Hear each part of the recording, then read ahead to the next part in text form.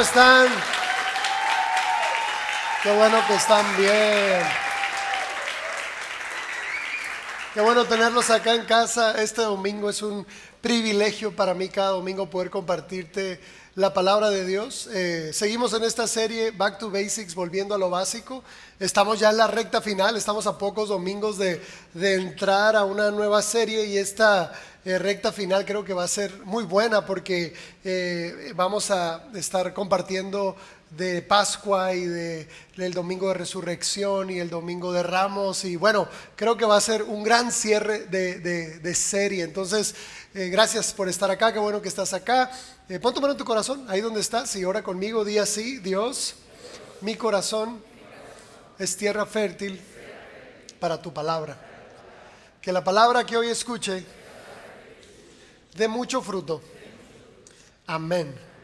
Muy bien, pues yo sé que tú ya identificaste el ritmo de la serie a estas alturas. Si el domingo pasado la serie se tituló La sabiduría es fundamental, pues creo que todos ya sabemos que la sesión de hoy se titula Vuelve a la sabiduría. La semana pasada respondíamos a la pregunta ¿qué es la sabiduría? Y esta semana vamos a responder a la pregunta ¿cómo vivir en sabiduría? Y mira, para volver a la sabiduría, te lo voy a resumir en una sola frase. Para volver a la sabiduría necesitamos volver a Dios, porque Él es el único que da la sabiduría.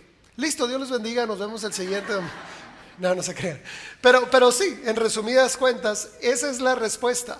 La sabiduría solo viene de Dios. Te lo voy a leer y te lo explico a continuación. Santiago 1:5 dice: y si a alguno de ustedes le falta sabiduría, que se la pida a Dios, quien da a todos abundantemente y sin reproche, y le será dada. Mira, no debemos confundir sabiduría con moralidad o con ética o con principios de conducta, ¿verdad? Porque yo creo que el mundo te puede enseñar eso.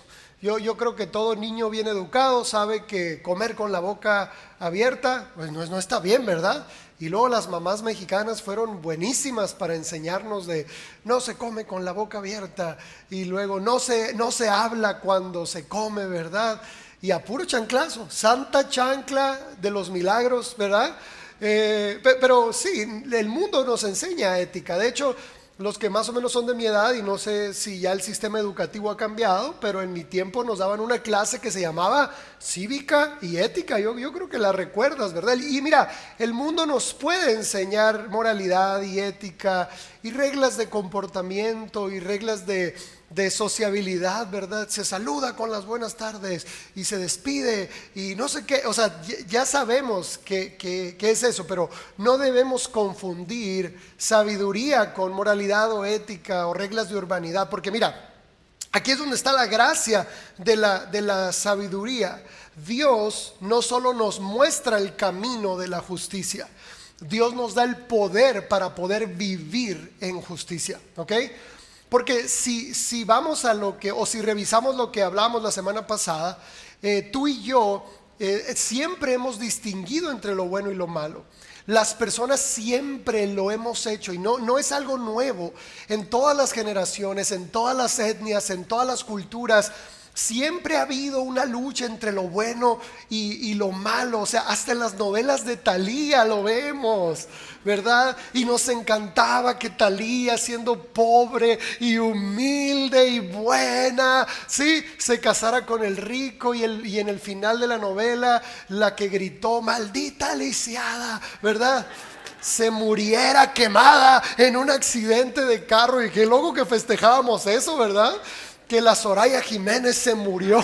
Pero, o sea, disculpen, me estoy proyectando con la edad, ¿verdad? Perdón. Pero el detalle aquí es que el ser humano siempre ha distinguido entre lo bueno y lo malo. Siempre. Esto ha sido algo natural en la humanidad. Sí, el pueblo reconocía a los reyes buenos y a los reyes injustos, ¿verdad? Y el pueblo se sublevaba ante los reyes injustos porque reconocían lo bueno de lo malo. Ahora, ¿dónde entra la gracia de Dios? Que ahora no solo reconocemos entre lo bueno y lo malo, en Cristo ahora tenemos el poder para hacer lo bueno. ¿Estás acá conmigo? Esa es la gracia del Evangelio. Siempre hemos sabido lo bueno y lo malo. Y de hecho la Biblia dice que esa es la maldición de la ley a la que estábamos atados. Nadie podía acceder a Dios si no era a través de cumplir la ley perfecta. Imagínate. O sea, para poder acercarnos a Dios en el Antiguo Testamento, tú y yo teníamos que cumplir la ley de manera perfecta. Y esa era una maldición. La maldición de la ley, porque nadie puede cumplir la ley de manera perfecta sin Cristo. ¿Estás acá? Por eso la Biblia dice que sin Cristo no hay justo ni aun uno. Sin Cristo todos pecamos. Sin Cristo todos fuimos destituidos de la gloria de Dios. Sin Cristo no podemos cumplir lo bueno, no podemos hacer justicia, no podemos vivir en santidad, aunque sepamos lo que es bueno. ¿Sí? Y a mí me llama mucho la atención el ciclo destructivo que el pueblo de Israel vive en la Biblia. Es brutal, o sea, la Biblia, una de las cosas que me encanta de la Biblia es que te muestra la humanidad de las personas tal cual es. El libro de los Jueces es de los libros más crudos de la Biblia. Jueces es cómo no entendía el pueblo de Israel que no había que adorar a otros ídolos. ¿Cómo no entendía que no se tenían que mezclar con otras culturas? ¿Cómo no entendían? ¿Cómo? No, sí entendían. ¿Sabes cuál era el problema? No podían. ¿Estás acá? Sí entendían la ley de Dios. Tú ves en Deuteronomio, en Éxodo, cómo el pueblo de Dios decía, sí, entiendo la ley. Y al momento de llevarla a cabo, no podían llevarla a cabo. Esa es la maldición de la ley, de la cual tú y yo fuimos redimidos. La Biblia dice que fuimos redimidos de la maldición de la ley. ¿Por qué? Porque ahora en Cristo tú y yo sí podemos vivir en bondad, en justicia, en santidad. En Cristo no solo conocemos el camino, Él nos da el poder para transitar en Él. Y esa es la gracia de la sabiduría, ¿sí? Esa es la gracia de Dios. Cualquiera, mira, hoy más que nunca, todo mundo tiene una opinión acerca de lo que es bueno y lo que es malo, ¿sí o no? Todo mundo te va a decir cómo criar a tus hijos, cómo tener el mejor matrimonio, cómo tener la mejor empresa, ¿sí o no? En donde sea, todo el mundo está diciendo 10 claves para la vida exitosa. Y revisa su vida y su vida es un desastre. 10 claves para las relaciones personales y solo 5 maridos has tenido y ¿sí me explico? ¿Por qué? Porque el ser humano siempre ha conocido lo que es bueno, pero nunca habíamos tenido el poder para vivir en ello. Ahora en Cristo tú y yo tenemos ¿qué? El poder para vivir en esa justicia. Y entonces cuando un cristiano dice no puedo dejar esto, ¿sí? O no puedo cambiar esto, está mintiendo. Ahí está minimizando el poder de Dios y está mintiendo, porque en Cristo sí puedes. Deberíamos de ser sinceros y mejor decir, no quiero dejarlo. Es que es guapísimo. Bueno, no quiero dejarlo. O peor, no quiero cambiar. Así estoy bien. Entonces, ya no es el no puedo. Desde Cristo ya no es el no puedo. Ahora sí puedes ser transformado, sanar, vivir en justicia, vivir en santidad. Sí se puede. Y eso es volver a la sabiduría. Porque te voy a volver a definir lo que es inteligencia y sabiduría. Lo definíamos la semana pasada, pero hoy lo voy a retomar para explicar la sesión de hoy de mejor manera. Mira, inteligencia, recordamos que es la capacidad de procesar y comprender la información. ¿De acuerdo? La inteligencia es un trabajo mental.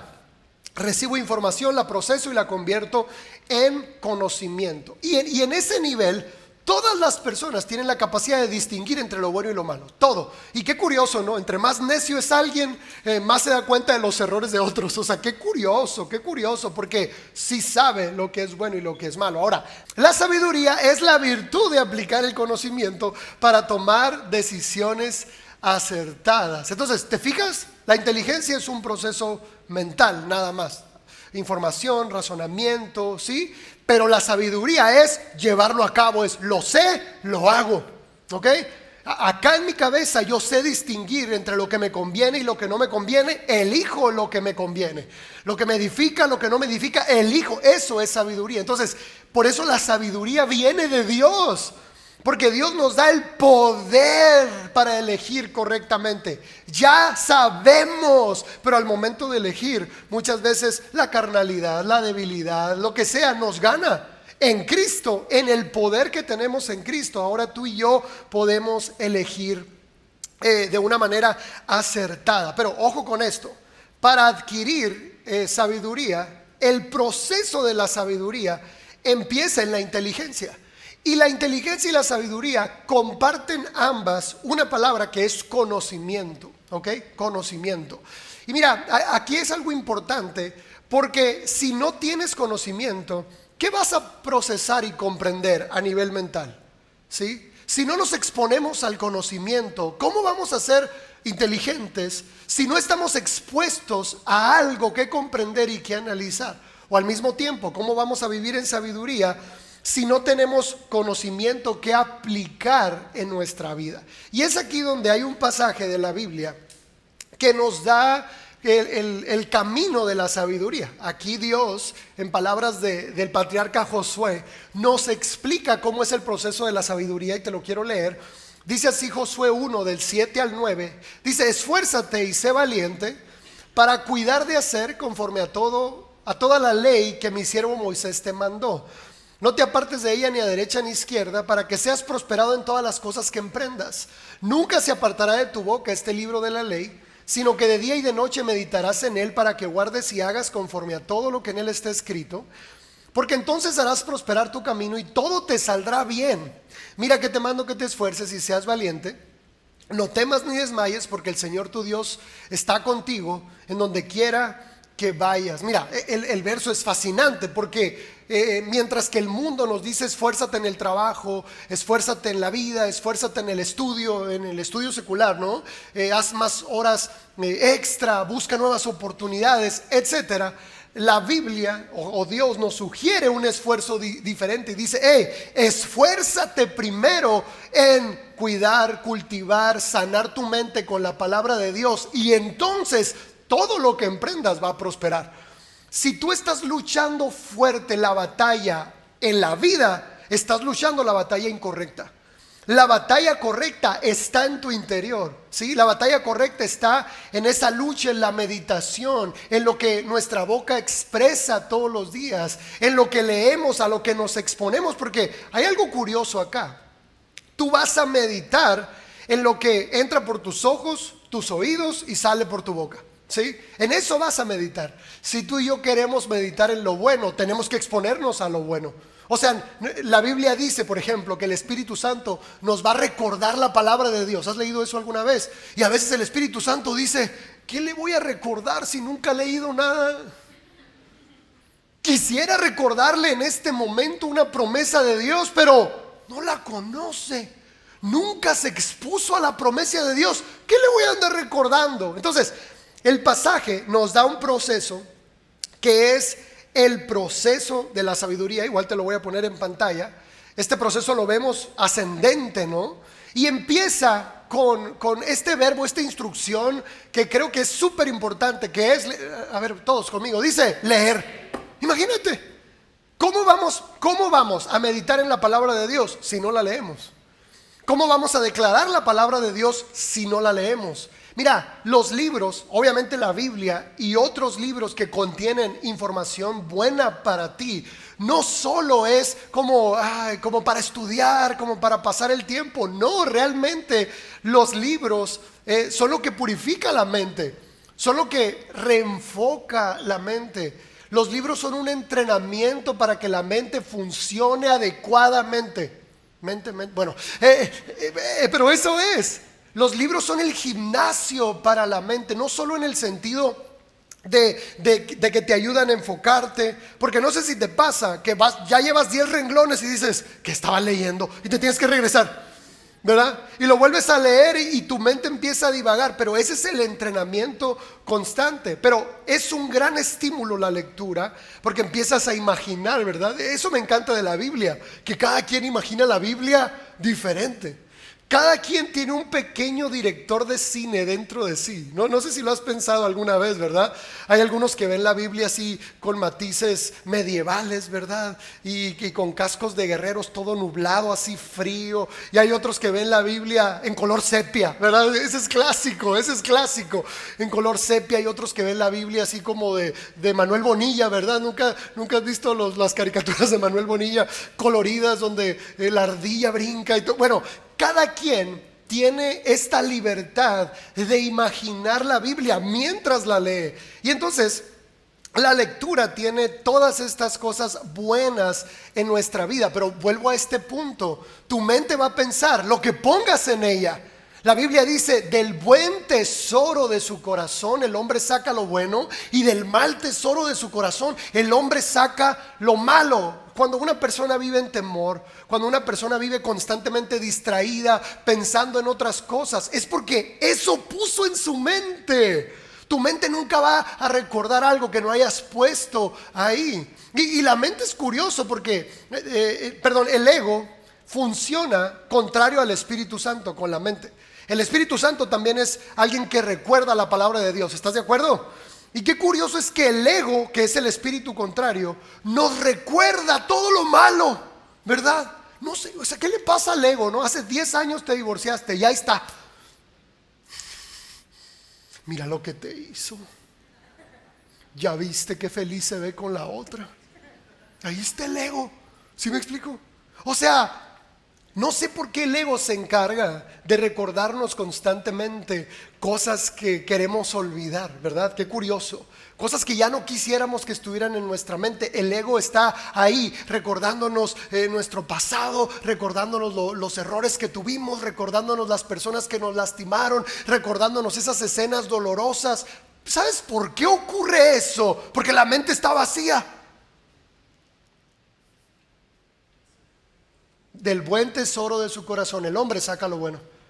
El Espíritu Santo saca eso bueno del corazón cuando tú lo pones ahí. Entonces, el proceso de la sabiduría debe empezar con la lectura. Mira, una iglesia que está esperando el regreso de Cristo es una iglesia que regresa a la palabra.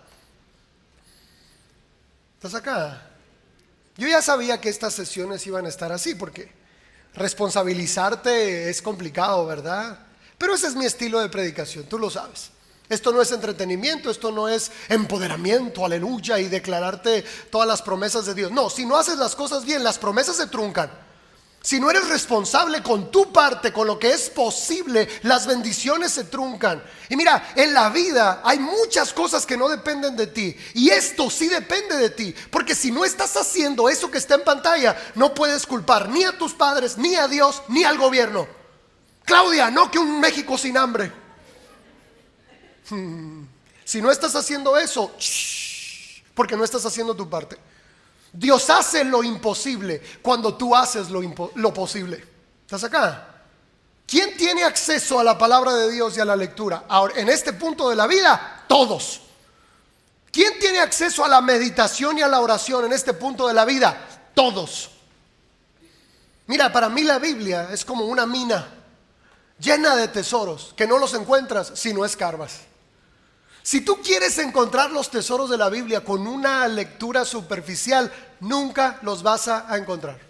La Biblia te va a aburrir, la Biblia te va a parecer rara, extraña, misteriosa, con información innecesaria. ¿Por qué? Porque es una mina. Porque hay mucho trabajo, hay mucho que escarbar, hay mucho que purificar, hay mucho que cernir. Y todo eso te da el carácter. Porque cuando encuentras los tesoros que la Biblia tiene, tienes el carácter para administrarlos.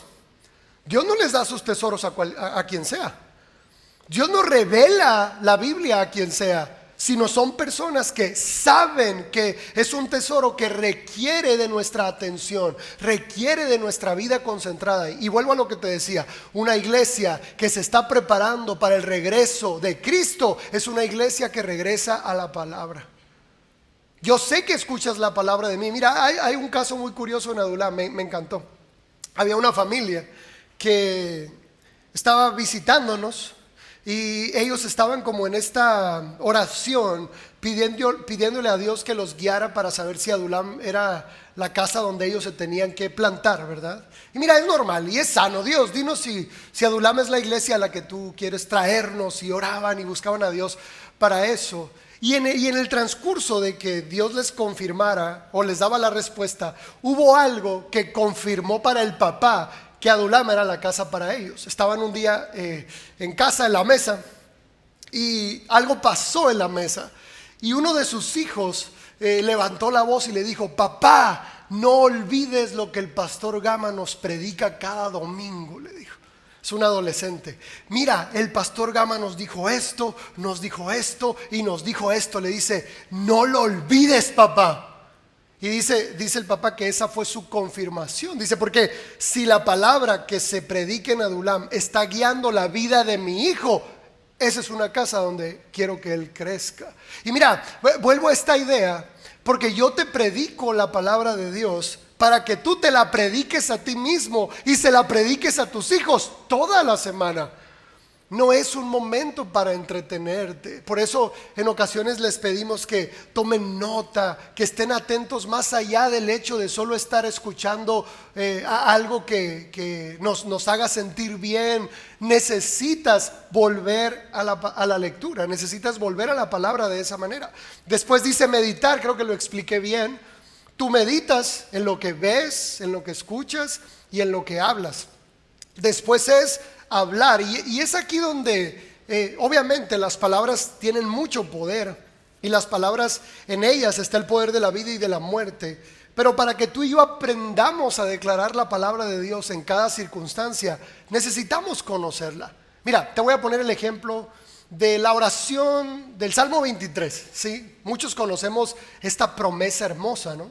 Cuando viene un pensamiento de duda, cuando viene un pensamiento de temor, creo que es una gran promesa declarar: el Señor es mi pastor, nada me faltará, ¿verdad? Es hermosa esta oración.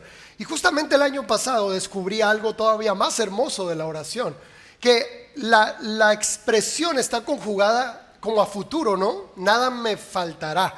Y la verdad es que la oración no tiene tiempo. Dice: el Señor es mi pastor, nada me falta, ¿sí? Nada me falta. No solo es a futuro, es una presencia continua. Ahora, hay algo todavía más hermoso en la oración. Nosotros siempre enfocamos esa promesa, nada me falta, ¿estás acá? A cosas. Porque esa palabra nada la tradujimos como nada. Y también se puede traducir, por ejemplo, como nunca. Mira, nunca hay nada en este sentido, o en la palabra que está ahí en el original, se puede traducir de manera simultánea. ¿Estás acá conmigo? Entonces, nada y nunca puede estar en la misma expresión. Ahora, escucha la expresión de esta manera: el Señor es mi pastor, nunca me falta. La provisión no son las cosas, la provisión es Él. ¿Qué dice? El Señor es mi pastor, nunca me falta. ¿Quién? Él. Pero estamos tan acostumbrados a decir nada me falta, y podría ser nunca me falta. Y no son cosas, es que Él es mi pastor y Él nunca se va, Él siempre está presente. Pero vuelvo a esta misma idea, familia. Tú tienes que vivir en esa convicción, y esa convicción se convierte en un estilo de vida cuando la leíste, la meditaste y la hablaste constantemente. Deuteronomio 6 da esta instrucción cuando les dice: hey, repíteles las palabras de Dios a tus hijos. Cuando se acuesten, cuando se levanten, cuando anden en el camino, ponlos en los dinteles de tus puertas, átalos como una señal en tus brazos, ponlos como una señal en tu frente. Sí, es impresionante cómo la Biblia nos invita a este recordatorio, a que nuestros hijos escuchen constantemente las indicaciones o la palabra de Dios a través de sus padres. Mira, no necesitas un escenario para predicar. Tú le predicas a tus hijos todos los días. Tú predicas a su alma y a su espíritu todos los días. Tú le predicas a tu esposo, a tu esposa todos los días. Después dice, entonces sí, hacer. Después de leer, meditar, hablar, entonces hacer. Y mira, ahí es algo hermoso: lo que hagas prospera. Cuando tu vida interior, o sea, lo que tú puedes hacer, lo haces, Dios se encarga de prosperarte en lo demás. Hay muchas cosas en el mundo que no dependen de nosotros. ¿Estás de acuerdo, verdad? Mucho. Hay muchas cuestiones que salen de nuestro alcance. Pero si tú y yo hacemos lo que nos toca hacer, Dios se encarga de cumplir esas promesas. Y te lo voy a reiterar. Si no estás haciendo eso, no tienes por qué, o no tendrías por qué echarle la culpa a nadie. A nadie. Porque pudiéramos decir, es que tuve una infancia muy dura, mis papás nunca me enseñaron cómo prosperar. Mira, ya encontraste a Cristo y en Cristo todo lo puedes. Es que el divorcio que sufrí, pastor, me quebró el corazón. No sé si voy a salir adelante. No, ¿estás acá? Se te mostró un camino ya. Y vuelvo a esta idea, no podemos responsabilizar a nadie por algo que nos toca a nosotros hacer y algo que está al alcance de nuestra mano. Y mira, cuando tú y yo somos negligentes, Dios nos rescata siempre. Y te lo voy a decir, la gracia de Dios es infinita, pero vas a desperdiciar tu vida. Y el tiempo es un recurso que no regresa. No regresa. El tiempo perdido en televisión, en las pantallas, el tiempo perdido enojado, el tiempo perdido distraído, es un tiempo que no regresa y nos va a pesar mucho el tiempo que perdimos. Cuando una persona llega a su edad adulta o a su edad donde se tiene que despedir de esta vida, lo que más le pesa es eso, es haber desperdiciado el tiempo y principalmente no haber estado más en la presencia de Dios. Prosperar y por último dice, caminar con Dios. Mira, la siguiente declaración es de mis favoritas de la sesión de hoy. Porque mira, los pecados de omisión nos arrastran a los pecados de comisión. ¿Ok? De hecho, considero que los pecados de omisión son peores que los pecados de comisión. Te lo explico así. Los pecados de omisión es lo que tengo que hacer o lo que debo hacer y no lo hago. Mira, es peor pecado no orar que la lujuria. Es peor pecado no leer la Biblia que la envidia y el chisme. Porque no orar y no leer la Biblia te llevaron a la lujuria, a la envidia y el chisme. Queremos cambiar el hábito sin cambiar la raíz. Queremos cambiar la forma en la que actuamos sin cambiar la fuente. Y mira, tú y yo no somos santos solamente porque lo decidimos. Te lo decía al principio. El mundo te puede enseñar ética y moralidad y te puede enseñar reglas de comportamiento, pero nunca el mundo nos va a dar el poder para vivir en la voluntad de Dios. La santidad, familia, es una naturaleza compartida de aquel que es santo. Tú eres más santo entre más tiempo pasas con el santo. ¿Estás acá? No es una situación donde, ya recibí a Cristo, entonces ahora a esforzarme mucho. No, si no te esfuerzas, como decía Josué, en estar con Él, en meditar en su palabra, en estar en su presencia, lo que hagas acá se va a notar. A la pastora Miss le encanta esa frase, ¿verdad? Que se te note Dios, pero te lo digo acá, alguien que no busca a Dios y su palabra, también se le nota. Cuando alguien busca a Dios, se le nota. Y cuando alguien no busca a Dios, también se le nota. De hecho, hay una parábola en la Biblia donde Jesús hace esta comparación, ¿no?, entre el hombre sabio y el hombre necio. Y la diferencia es muy obvia. Dice, el hombre sabio escucha la palabra de Dios y la pone por obra. Y el hombre necio escucha la palabra de Dios y la olvida, dice. Ahora, hay algo, la parábola continúa y dice, el hombre sabio es como construir una casa sobre la roca. Y el hombre necio es como construir una casa sobre la arena. Siguiente escena. Sobre ambos vinieron los mismos problemas. Las mismas tormentas, el mismo viento, los mismos huracanes. O sea, que tú seas sabio no te exenta de las pruebas. Pero ¿cuál es la diferencia? Cuando la tormenta pasó, la casa del necio se había caído y la casa del sabio estaba en pie todavía. Esa es la diferencia. La vida nos prueba a ambos, pero el sabio es el que se mantiene de pie. El sabio es el que se mantiene en las pruebas. Entonces, imagínate, los pecados de omisión nos terminan llevando a los pecados de comisión. Por eso, mira, la falta de oración es un gran obstáculo para la santidad. Porque yo sé que tú anhelas vivir en santidad. Porque mira, la santidad es nuestro estado natural. Nadie es feliz en el pecado, no es cierto. No, es que a mí la fiesta y la borrachera y las mujeres y eso me hace muy feliz. No, te hace sentir placer, no te hace feliz. De hecho, te hace sentir miserable. Dicen por ahí, porque yo nunca la he vivido, que la cruda moral es peor que la cruda física. Porque los placeres te vacían, o sea, vacían tu propósito. Entonces, si tú y yo hacemos lo que sí debemos hacer, vamos a dejar de hacer lo que no debemos hacer. ¿Estás acá conmigo? Espero que sí. Mira, hace algunas semanas grabé un podcast con una psicóloga acá de casa que se llama Eva. Tal vez ya lo vieron, ¿no? Y como me encantan los spoilers, ¿verdad que me encantan? ¿Verdad? Sí, me encantan. Ahí yo hice un spoiler, ¿verdad? Y le decía a Eva, hay una frase que tengo guardada para fulanito domingo y faltaban algunas semanas. Y era para este domingo esa frase. Estamos hablando, acuérdate, de leer, ¿sí? Meditar la palabra y todo esto. Y cómo los pecados de omisión son peores. Y esta frase, quisiera que le tomaras una foto, te la llevaras a casa y la meditaras en esta semana. Mira, la oración no es la preparación para el trabajo duro. La oración es el trabajo duro. Creemos que la oración es la preparación para la vida. No, la oración es la vida.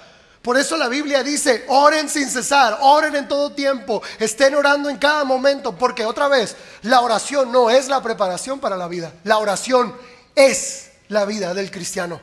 La comunicación con Dios es la vida del cristiano. Es nuestro diario vivir, es nuestro diario caminar. La oración es este corazón que agradece todo el tiempo, que glorifica a Dios todo el tiempo, que alaba a Dios en todo momento, que todo el tiempo está conectado con su presencia.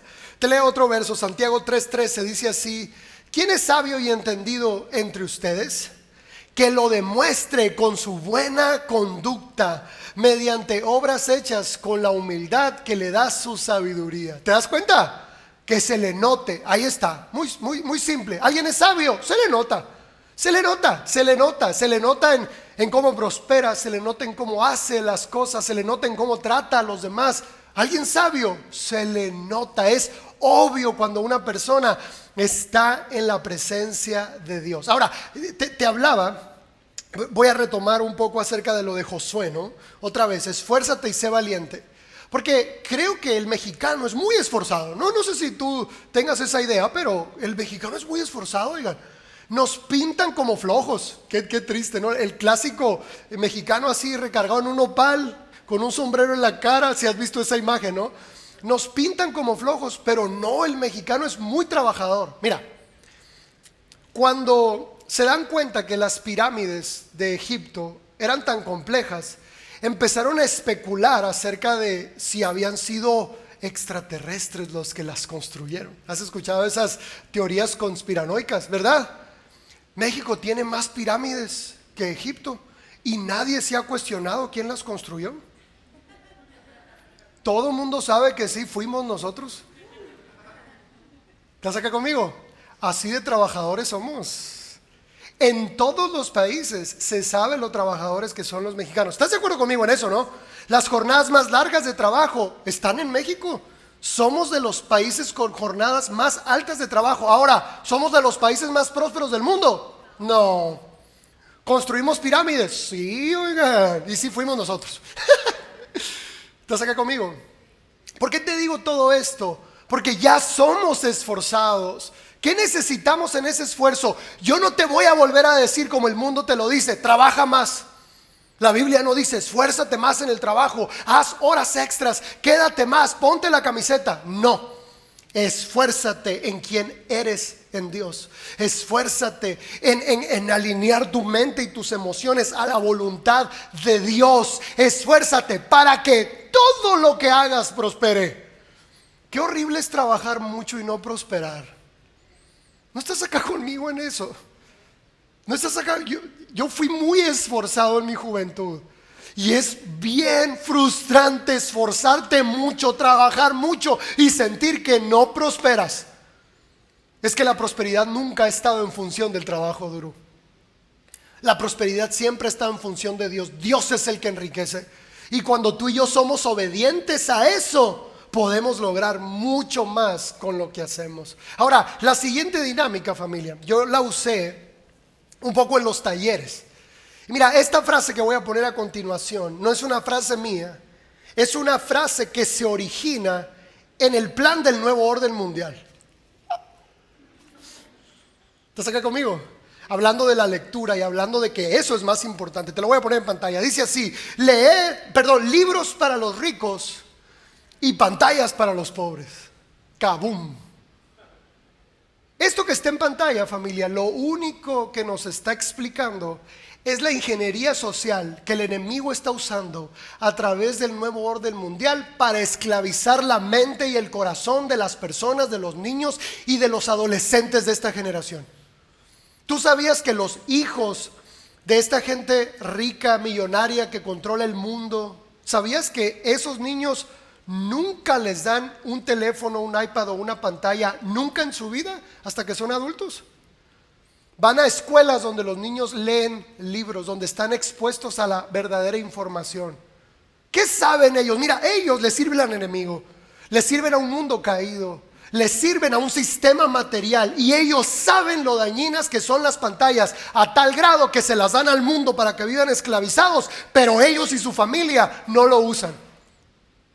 Qué curioso, ¿verdad? ¿No se te hace curioso? Y mira, vuelvo a esto. Es un proyecto de ingeniería social. Cuando leíamos acerca de los últimos días y de la manifestación del anticristo y de todo esto de la bestia y a la bestia, y nos asustaba y pensábamos que la expresión de todo esto iba a ser como muy apocalíptico. Y no, familia. Resultó que la estrategia del enemigo fue tan sutil que la puso en nuestras manos y tú se las diste a tus hijos. Y no quiero sonar como el típico discurso de la abuela, ¿verdad?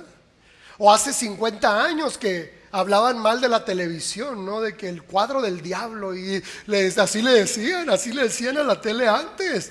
Pero ojo con esto, quiero volvértelo a decir, porque yo sé que hablé de esto en los talleres, sé que hablé de esto en la primera sesión de la serie Back to Basics. Yo ya sé que hablé de esto, pero el Espíritu Santo fue muy insistente otra vez en que te lo diga, porque volviste atrás en este sentido. Volvimos atrás en este sentido, volvimos a sutilmente caer en la trampa de las pantallas, la procrastinación, el dejar todo al último, el estar perdiendo el tiempo y desperdiciando nuestra vida ahí, el ser adictos al celular donde estamos revisando constantemente, notificaciones que no existen. Te voy a dar algunas recomendaciones, ¿sale? Y quiero iniciar con explicarte por qué debemos dejar de usar las pantallas. Y es porque el scroll infinito o el desplazamiento infinito está atrofiando la forma en la que el cerebro funciona. Porque el cerebro no sabe procesar el scroll infinito. Las pantallas, como te dan gratificación instantánea, o sea, picos de dopamina uno tras otro, el cerebro está reaccionando igual que a las drogas, que a la pornografía, que a la comida chatarra, que al azúcar. En verdad, esto es aún más grave porque el cerebro está perdiendo su química natural y las personas están dejando de ser empáticas con otras personas. Las personas están dejando de tener relaciones sociales sanas, prefieren estar con el teléfono que estar con alguien más. El papá prefiere estar con él y el teléfono que estar con su hijo, y para entretener al hijo le da teléfono a él también. Todos están desconectados de la realidad, todos están desconectados unos de otros. Y escucha acá, lo peligroso es que la gente se dejará de amar, y eso viene en la Biblia. Mateo 24 dice que en los postreros días el amor de muchos se enfriará. El Nuevo Testamento dice que los postreros días serán peligrosos porque la gente perderá su amor natural. Y entonces, ¿cómo está ocurriendo esto? Es muy simple, el cerebro está cambiando. ¿Cómo? Las pantallas. El cerebro está cambiando, o sea, ya no es una cuestión solo de entretenimiento, es una cuestión real donde estamos educando hijos para que cuando crezcan sean torpes emocional y socialmente, que no sepan autorregularse. Ahora los niños no saben autorregularse, un berrinche los consume, pero a los adultos también. Y esto es peligro para todos, porque mira, un niño de 0 a 6 años nunca debería de tener una pantalla en su mano. Nunca debería estar expuesto a una pantalla. ¿Estás acá? Nunca. Los psicólogos dicen que solo en caso de emergencia. Y un caso de emergencia es cuando tú como papá decidiste cuánto tenían que ver, qué tenían que ver y a una distancia adecuada. En un lugar lleno de luz, donde ellos no tengan el control de qué elegir y donde los programas tú sepas que son algo bueno para ellos. Fuera de eso, tu hijo nunca debería de usar una pantalla si es menor de 6 años. Si tú ya eres un adulto funcional, no deberías de usar ningún tipo de pantalla para entretenimiento más de 2 horas al día. Imagínate. Entiendo a la gente que trabaja ahí, eso es diferente. Trabajo es diferente, estoy hablando de entretenimiento. Tu hijo nunca debería de usar una pantalla cuando están comiendo, antes de dormir, en un momento social. ¿Por qué? Porque estás atrofiando su corteza prefrontal y después él no va a poder autorregularse. No va a poder, mira. Cuando una persona pierde la empatía, y esto yo ya lo estoy viendo. ¿Estás acá conmigo? Aunque te esté doliendo, quiero que estés acá. Yo ya lo estoy viendo en esto. Yo ya me estoy dando cuenta de cómo las personas están perdiendo el amor natural. Ahora son capaces de hacerle mucho daño a la gente que aman sin darse cuenta. Y los confrontas y luego dicen, yo no te hice nada.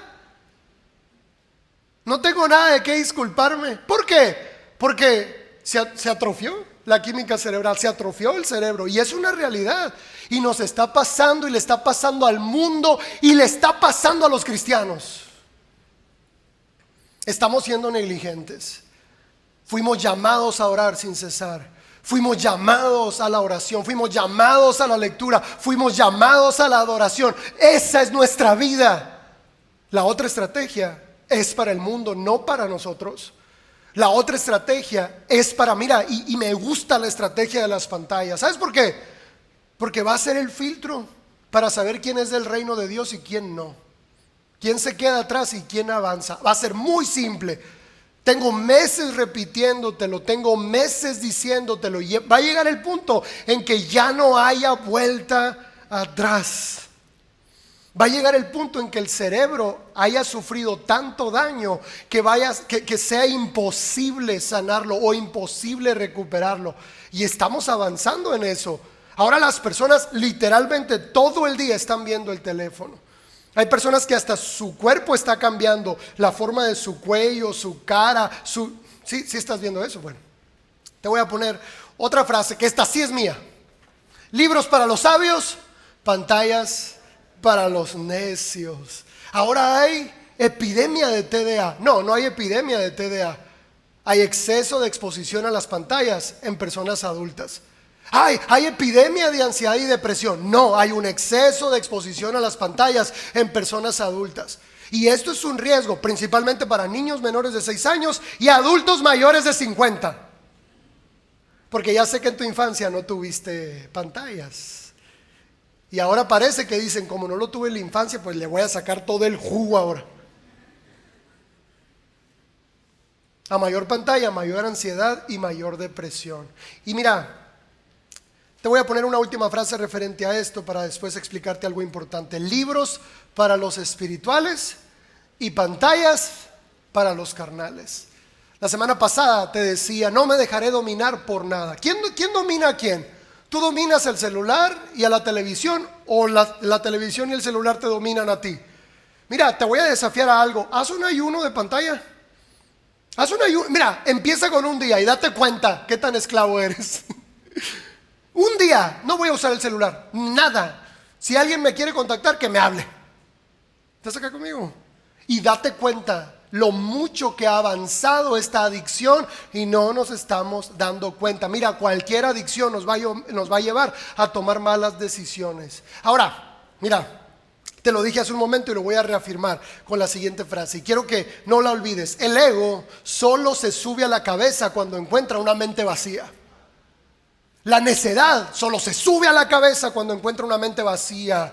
Pero cuando la palabra de Dios está ahí, el ego no se sube. ¿Te acuerdas de esta parábola donde hubo una persona que limpió su casa, ordenó su casa, pero no se fue a vivir a ella y la dejó vacía? Dice que estaba lleno de malos espíritus y entonces aquella persona limpió la casa, los malos espíritus se fueron, pero la dejó vacía. Y ese mal espíritu fue a lugares desiertos, encontró 7 peores que él y volvió a la casa y como estaba vacía, se metió él con los otros 7. Es lo mismo. ¿Por qué el ego se sube a la cabeza? Porque es una cabeza vacía, es una mente vacía. ¿Por qué el miedo se sube a la cabeza? Porque es una mente vacía. ¿Por qué la ansiedad se sube a la cabeza? ¿Por qué? Porque es una mente vacía. ¿Y de qué estamos llenando la mente? ¿De la palabra de Dios? ¿De adoración o de entretenimiento? ¿Quién te está pastoreando? Es que esta es la palabra. ¿Quién te está pastoreando? Así de sutil es la estrategia del enemigo. Así de simple puede llegar a ser a veces la forma en la que él esclaviza a las personas. Te leo otro verso, Efesios 5, del 15 al 16. Dice: tengan cuidado de su manera de vivir. No vivan como necios, sino como sabios. Ahora, aquí está la pregunta. Pablo siempre contesta, ¿verdad? ¿Cómo, Pablo? ¿Cómo dejo de ser necio y empiezo a ser sabio? Léelo conmigo. Dice: aprovechando al máximo cada momento oportuno. Mira, la vida es muy corta. Si en dado caso le faltaran 10 años a que Cristo regresara, dado caso, que se me hace mucho, le tienes que quitar 3 porque vamos a estar dormidos esos 3 años. Pasamos una tercera parte de la vida dormidos. ¿Estás acá conmigo? Y luego le tienes que quitar otros 3, que son las 8 horas de trabajo al día. Realmente solo nos quedan 3 años de vida real. ¿Estás acá en eso conmigo? Es más, si yo fuera a vivir 80, tengo 40, me faltan 40. ¿Sale? Le tengo que quitar por lo menos unos 25 años entre lo que voy a trabajar y lo que voy a dormir. Realmente mi esperanza de vida, o lo que realmente está enfocado en lo que voy a vivir, es muy poco. Yo quiero que estés acá conmigo en eso. Y luego todavía Pablo termina diciendo: porque los días son malos. No podemos vivir desperdiciando el tiempo. Y quiero terminar contestando a la pregunta en cómo empecé. ¿Cómo volver a la sabiduría? Puedes leer la respuesta conmigo. Dice: aprovechando el tiempo. Eso es, alguien sabio aprovecha el tiempo. La vida se va rápido. Mira, yo lo escuchaba de mi abuela, de mi abuelo, de mis tías. Me dijo: aprovecha el tiempo, la vida se va rápido. Pero cuando uno tiene 15, 20, piensas que tienes todo el tiempo del mundo. Llegas a los 40 y dices: ¿en qué momento? ¿En qué momento cumplí 40? Y mis amigos de 50 dicen: no, espérate. Mis amigos de 60 dicen: olvídate. Llegas a un punto donde ya tu cuerpo no te responde igual y no sabes cuándo pasó. Dejaste de ver, ya no enfocas, ya te levantas y te duele todo. Sí, duermes y te levantas más molido de lo que te acostaste. Así es, los días son malos. ¿Por eso qué? Por eso hay que aprovecharlos. Y quiero cerrar la sesión de hoy dándote 7 claves de cómo aprovechar el tiempo. Adri, puedes pasar, por favor. Número 1, yo sé que le predico a una iglesia obediente, ¿sale? Esta no es una instrucción pastoral. Esta es una orden pastoral. Y yo no doy órdenes, porque no soy ese tipo de líder. Pero esta sí es una orden, ¿sale? ¿Estás acá? Aquí se va a saber quién es mi oveja y quién no. Aquí se va a saber quién es la iglesia de Cristo y quién no. Aquí se va a saber quién está siguiendo la visión de Cristo y quién no. Reduce el tiempo de pantallas. No te lo estoy aconsejando. ¿Estás acá? Aquí se va a saber. Este es el filtro. Qué buen filtro, ¿verdad? No te voy a decir qué tanto tiempo. Yo ya te di mis recomendaciones dependiendo de la edad. Ya te dije cómo hacerlo, pero tú decides. Esta es una instrucción directa del cielo. Reduce el uso de pantallas. Mira, te lo voy a decir bíblicamente, porque luego dice: ay, el pastor se la sacó de la manga. No. Apocalipsis capítulo 2, 3, el capítulo 3, cuando Jesús describe la iglesia de la Odisea, que nosotros representamos esa iglesia. Y Jesús le dice a la iglesia de la Odisea: lava tus ojos con colirio para que veas. Es tiempo de lavar nuestros ojos con colirio. Es tiempo de quitar toda la oscuridad que hemos dejado entrar por nuestros ojos. Reduce el tiempo en pantallas. Después de eso, ten conversaciones profundas y sinceras con tu esposo o tu esposa, con tus hijos, con tus amigos. Vuelve a esas relaciones que te llenan de gozo el corazón. Número 3, lee libros, lee libros, lee libros. Primero la Biblia y después lo que tú quieras. El Principito, ¿te gusta el Principito? Ana Frank, ¿te guste? Lee la Biblia. ¿Cuántas veces? Hasta que la entiendas. Número 4 dice meditar y orar. Número 5, comer sano y beber suficiente agua. Número 6, hacer ejercicio. Y número 7, cantar y bailar. De laberinto no, cosas de Dios.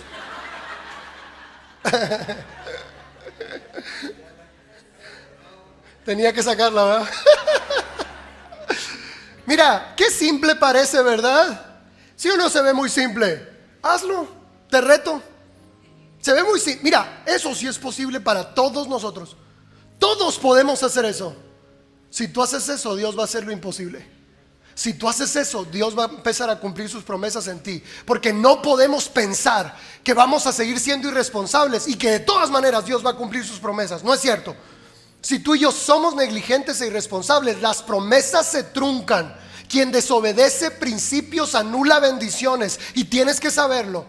Dios está muy interesado en bendecirte, pero tienes que hacer tu parte. Dios está muy interesado en prosperarte, tienes que hacer tu parte. Dios está muy interesado en sanar tu corazón y tu mente, pero tienes que hacer tu parte. Termino con este verso. Salmos 90:12 dice así: enséñanos a entender la brevedad de la vida, para así vivirla con sabiduría. ¿Quieres aplaudir fuerte hoy? Vamos.